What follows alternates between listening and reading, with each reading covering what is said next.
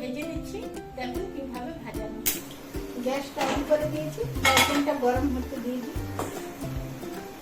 পেঁয়াজ নিয়ে নিয়েছি একটা, টমেটোর আধাটা, কাঁচা লঙ্কা 3-4টা, আর যা একটু মশলা,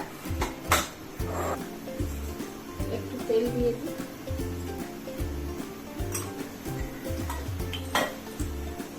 দুটো শুকনা লঙ্কা দিয়ে দিচ্ছি। তেলটা গরম হয়ে গেছে, উপরে দিয়ে দিচ্ছি আমি পেঁয়াজ, লঙ্কা,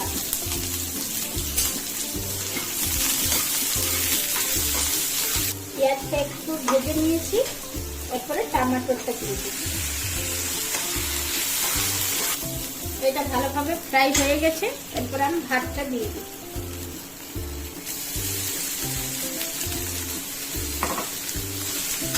ভাতটা ভালো করে মিক্স করে দিয়ে দেবো, নুন দিয়ে দিয়ে সাথে